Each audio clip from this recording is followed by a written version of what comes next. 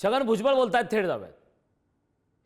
हे सर्व सन्माननीय मंत्री, आमदार, माझ्या बांधवांनो, भगिनी आणि माता,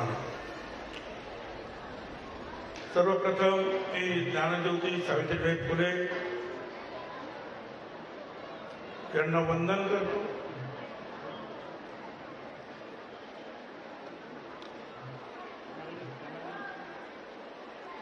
आज आपण पाहतो आहोत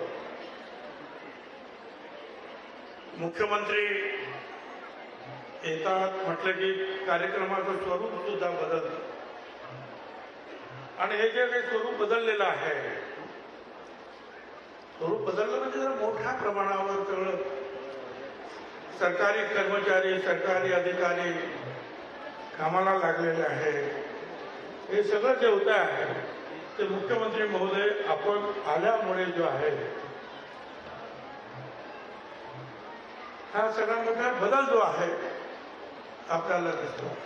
म्हणूनच आपण आल्याबद्दल मला खूप आनंद आहे आणि मी आपल्या आभार.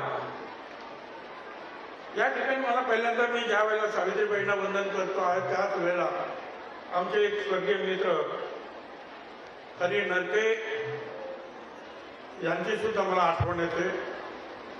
त्यांना सुद्धा मी अभिवादन करतो. ते याच्यासाठी 2000 सालामध्ये महात्मा ज्योतिराव फुल्यांचा फुलेवाडा तिथं स्मारक झालेलं अगोदर होतं, पण सावित्रीबाई फुलांचं स्मारक इथे नव्हतं.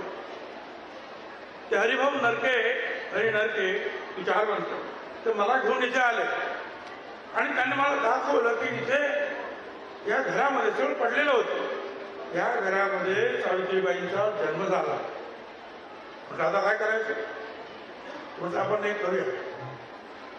खरं म्हणजे फंड्स नव्हते, पण मी त्यावेळेला MLC होतो आणि MLCचे जे फंड्स होते ते सगळे इथे वापरायला ठरवलं आणि त्याच्यानंतर अडचणी खूप असतात.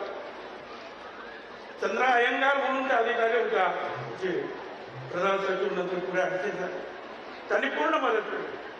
आणि आणखी खरं सांगायचं तर MLCच्या फंडातून जे आहे एक पुरातत्व खात्याचा आर्किटेक्ट म्हणून गावाचं निरीक्षण करून त्या गावातील घरांसारखं घर उभं करण्याचा आपण प्रयत्न केला.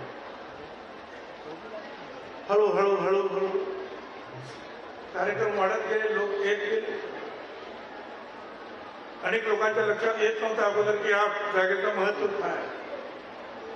पण या सगळ्या गोष्टी ज्या आहेत, शिवछत्रपती असतील, जिजामाता असेल, सावित्रीबाई फुले, महात्मा ज्योतिराव फुले, डॉक्टर बाबासाहेब आंबेडकर, अण्णाभाऊ साठे, अहिल्याबाई होळकर, हे अनेक जे आहेत जे आपले दैवत आहेत यांचं स्मरण करण्यासाठी त्या ठिकाणी आपण एक एक स्थळ जे आहे ते स्मारक म्हणून निर्माण करायला पाहिजे.